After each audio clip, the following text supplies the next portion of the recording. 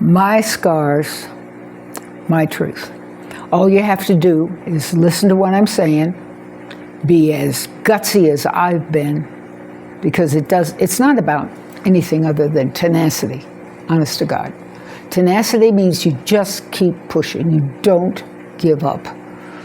Here I am, I started this channel again on January 21st, 2026. Today is the 21st of July, 2026. I have made almost 300 videos. That's tenacity. I'm telling you, that's all you need. It doesn't matter what has happened in your life. And I mean it. I've worked with people in prisons. I've worked with people completely broke. I've worked with people in trailer houses that you could see through. There's holes in so badly. It's tenacity. You have to stay at it. You can't ease up. You have to just keep pushing. Have I made it in YouTube? No. But on the wall, there's a PhD. There's an EDS. There's an MS, and there's two BS. There's a BS and a BA. Tenacity. And have I done a lot of things wrong? You bet I have. Why? Because I had a crappy childhood. And if you had a crappy childhood and you had addictions because of that, well, welcome, because that's what we're going to talk about. Tenacity, how to push yourself past whatever people want to say about you, whatever people want to think about you, whatever your family may decide about you. To hell with it. I just read Mel Robbins' book, Let Them. That's my new saying. Let them do what they want to do for whatever they want to do it for. Whether we're talking about your great uncle, your mother, your second cousin once removed, your mayor, governor, or your president. Let them do what they want to do. Let me, and that means let thee, which is you, do what you need to do. And what you need to do is to say, to hell with them. To hell with anything that's happened in my past. I'm moving forward. I'm not letting anything stop me. Okay? I want to tell you why. Because if you had a crappy childhood, if you didn't have a crappy childhood, you might as well just hang up. Because I'm only talking to people who had crappy childhoods. That's what this is about. This is about addictions. Addictions typically occur because of crappy childhoods. Now, does that mean that you were on food stamps? Could be. But it could be that you lived in a mansion. Because it really doesn't matter what your financial or social status is. It matters what your status is with your parents. Okay? Crappy means your parents didn't give you the love, affection, nurturing, kindness, patience, non-judgmentalness, ease, encouragement, understanding, all those things, all those beautiful adjectives that mean I'm going to be a successful kid. If they didn't do it, if they put you down, if they told you you weren't smart enough, you weren't good looking enough, you weren't tall enough, you weren't thin enough, you weren't rich enough, you weren't kind enough, you weren't pretty enough, you weren't patient enough, you weren't able to stick to something enough, whatever they told you, forget it. Forget it. We have to let it go. Let them say what they want to say. Let you overcome it. If you have addictions, I do. My first addiction was workaholic. I brought home a report card. I think I was about 10 years old. I may have been 11, but I think I was about 8 or 10, somewhere in there. Brought home a straight A report card. It had I think 2 A pluses and 3 A's, or 3 A pluses and 2 A's, something like that. I handed it to my father, and he threw it in my face and said, "Why aren't they all A plus?" I got the sense that I was never going to be enough.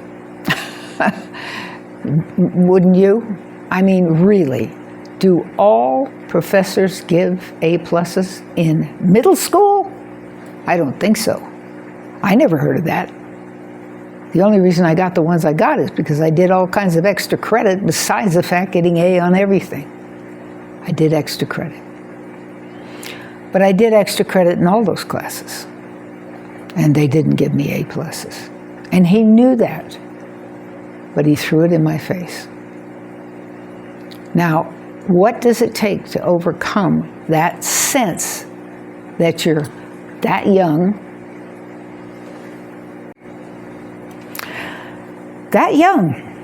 and yet not good enough? 8 or 10 years old and you're not good enough? But when you've heard that same story from a mother who was present and a father who was absent, mostly absent, a mother who was an alcoholic, abusive, depressed, had a back injury, spent most of her time on the couch, complained about everything. I did the housework. By the time I was 5, she insisted I tie her up in tractions at night and free her in the morning. She wore full body braces because she had broken her back when she was 3 years old. Her tailbone, actually, not her back, her tailbone. She broke her tailbone when she was 3. And she froze her legs in the Great Depression. My fault? No, they were not my fault, but I heard about it all the time. Spare the rod, spoil the child. When in doubt, hit the kid. God made all mothers love their children, but they don't have to like them. And boy, did she take that to the bank. They don't have to like them. She told me all the time she didn't like me. And she used to do this really nasty thing that drove me nuts. I would call her and say, "Mom, it's Jackie." And she'd say, "Who else would it be?" With a real down-toned, sarcastic sound to her voice. Who else would it be? Except the roommate that I can't stand, that I wish was dead. But unfortunately, if I did that, my husband would be upset. Now, did she have reason for that? Sure she did. She was very tall. She married a very short man, so they'd have 6 tall sons. Took her 6 years to have me. Then she had a boy 18 months later, and he was dead in 4 days because their blood was not compatible. Couldn't do anything about it back in 1949. So she lost her boy. And I heard about Rudy. She was going to name him Rudolph David Zaleski, good Polish name. Grandpa was Rudolph Paul. Dad was Joseph Rudolph after he adopted my son. Because I was raped at 15, about first week of February, 1962. Yeah, before Roe v. Wade. I knew nothing. I knew nothing. I was totally naive. No internet, no cell phones, no trips to the library, no friends, no relatives. And so, having known nothing, I was very naive. And because I was young and fertile, I got pregnant. And that was the first week of February, if I remember correctly. And I finished school that year. That was my freshman year. And my sophomore year, I missed because my son was born October 28th, 1962, at a nunnery in Trenton, New Jersey, where I had been since May, without a phone call, without any contact, without any, "How you doing?" Because they said I must have approved. Well, I didn't. I didn't know anything. And the priest and the sister superior and the nuns and the other girls all knew I knew nothing, because they were told, don't talk to her about sex because she knows nothing. And they thought that was a little weird too, but fortunately one of the gals is still a friend of mine. And she believed me. So that was good. Anyway, he was born, and I stayed at the nunnery until January. I came back, late December, early January. I came back to start back to school. I went to the last half of my sophomore year. Plus I took a 0-hour class, and I took an after-school class, and I took a summer class. And I did the same thing the following year. And I was able to graduate in my junior year from advanced placement classes. My parents lied to me. They told me I was legally not able to keep my son, so they adopted him and convinced him that I was the wicked witch of wherever. They put me down and put me down and put me down. But when they couldn't take care of him at age 5.5, I took him back, kept him until he was about 15 when he tried to kill me. Threw a hammer at my face 3 or 4 days after my second son was born. He said he wouldn't have done it if I'd had a girl. Well, like that was my choice? Okay. So there we go. That's the big secret of the family. Jackie was raped and gave birth to a child who her parents adopted because they always wanted a boy. And he turned out to be a nightmare for them, very difficult. Went through 7 cars. They told me that the college fund that they'd saved for me, they spent on his cars. How nice. That sure was a good lesson for him, wasn't it? Anyway, moving on, let's see, I've got my glasses on today for a reason. On the 13th of March I'm sorry, that's incorrect. On the 17th of September of 1963, I was 16 years old. I married Stephen Brady, who was in love with someone else. He only married me to have a child so he could get out of the military. When he decided to leave me, he stole all the baby's clothes, all the baby's food, all the baby's diapers, everything, and has never seen her again in his life. He divorced me on April 26, 2 days before her first birthday. She had a heart attack when she was 4.5 months old. He stuck around for that because he was afraid she'd die, and then he wouldn't be able to get out of the draft. But he got out of the Vietnam draft, so he was happy about that.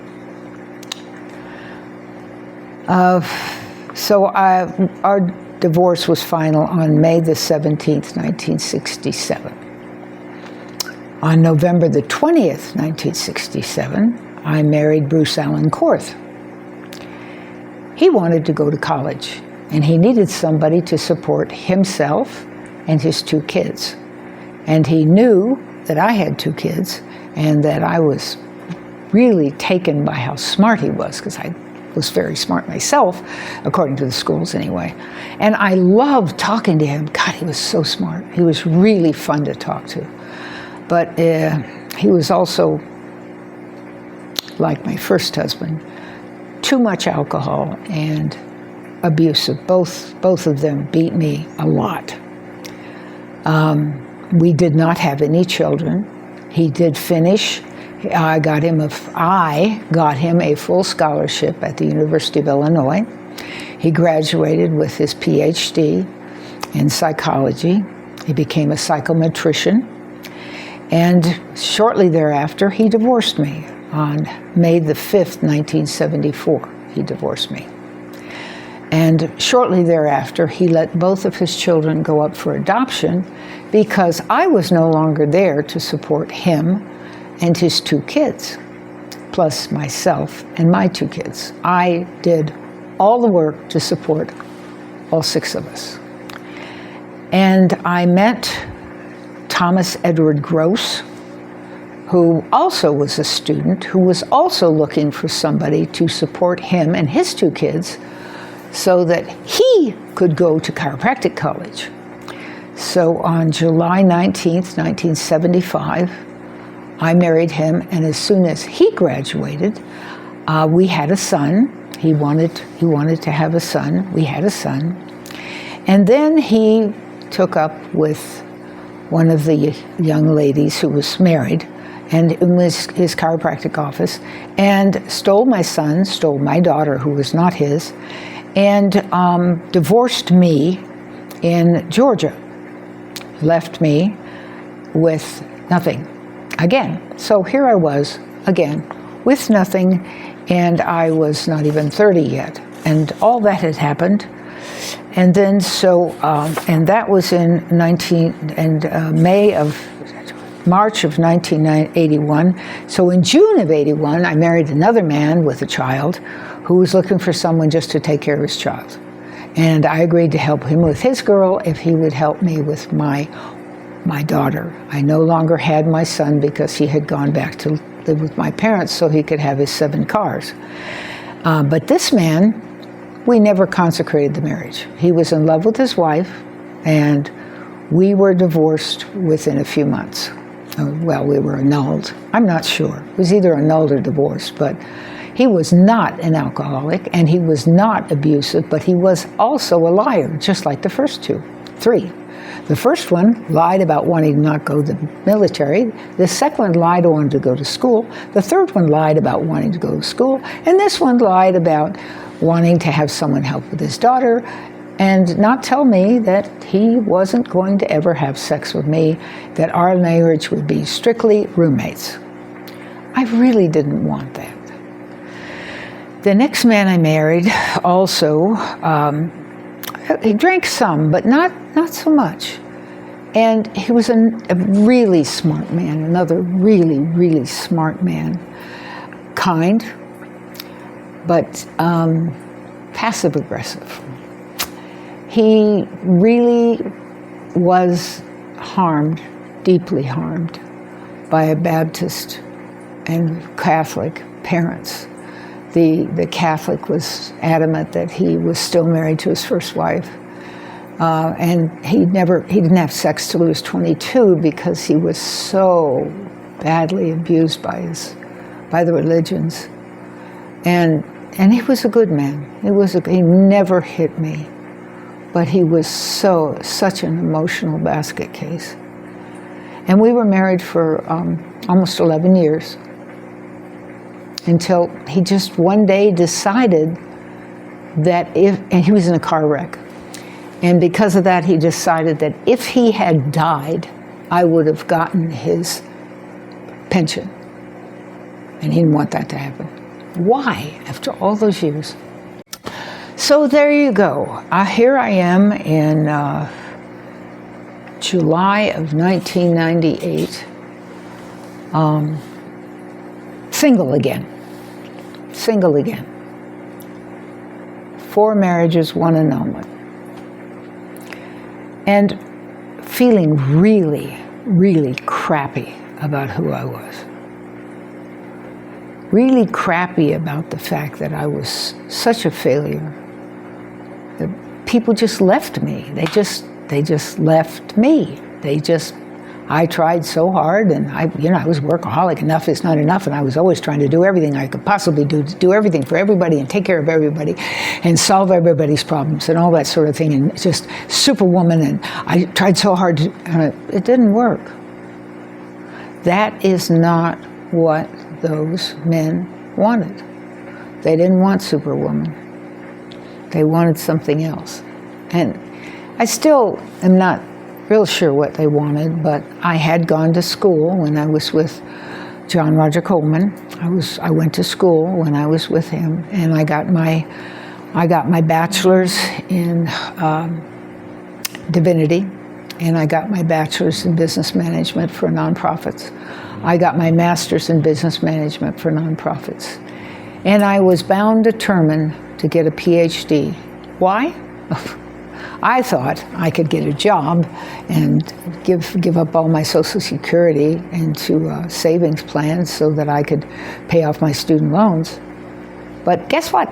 People don't hire people when they're old like me, so I couldn't do that, and that didn't work out so well. But I did get my PhD. And I was with who is now my husband. And we have now been together for 32 years. We have been married for 24? Yeah, I think that's right. 24 years we've been married. And we are as happily married as, I think, two people, almost 80 and almost 86 can be, who both have PTSD. His from being in Vietnam, and me from living with military parents and being pulled around all over the place and beat the shit out of. But what the lesson is here is tenacity. Now I have the degree I always wanted. Now I have the marriage I always wanted. Now I have the retirement I've always dreamed of. I'm on a farm in Ecuador. The weather is perfect. The plants are growing. I'm giving things away to people all around me. I'm able to do my videos to tell people what I know, what I missed in life, what I fought in life. I smoked cigarettes for years and fought and fought and fought and fought and fought to finally get off of them. And I did, just before I was 30. It took forever. And then I drank too much wine mostly. I'm not sure if I was addicted or just dependent, but it was always about pain. Not just the emotional pain, for me is the physical pain. I believe that the beatings contributed to the fact I have 4 herniated discs in my back and I have 2 metal hips on my body. And my body's pretty shot. I exercise a great deal. I get outside a lot, but I can't do the things I used to do, the workaholic things. But I'm still a workaholic. Otherwise, I wouldn't be in here making 300 videos to make sure you guys know my truth. That's what I'm telling you. My scars are my truth, and I'm giving them to you. I want you to know it doesn't matter if you've been in jail. It doesn't matter if you've been in an IOP. It doesn't matter if your family hates you. It just doesn't matter. Gabor Mate and other experts, but mostly Gabor Mate, because everybody looks up to him. He's still with us. He's 82 and he's still making videos. He's making videos to say addictions are a symptom of a crappy childhood or other crappy things that happened to you when you were young. It's not necessarily your parents. Could be your siblings, could be your aunt, uncle, could be neighbor down the street. Doesn't matter. What matters, it was a crappy start that made it hard for you to deal with the emotional pain. Or perhaps some physical pain too. And what you did was deal with it by finding something, not just drugs or alcohol or workaholic. It could be shopping, it could be overeating, it could be gambling, it could be buying records. That's what he did. I mean, not records, I think they were CD. I'm not sure. But he bought classical music over and over and over again. He just couldn't stop. He couldn't stop that addiction. So he studied for 30, 40 years to get the answers we needed that we have now and that I've just given to you. If you want to talk to me, you can leave me a message, but it's better if you come to my school because we can talk one-on-one about anything you want to talk about. Okay? Whatever you want to talk about, and there's no charge. Thanks.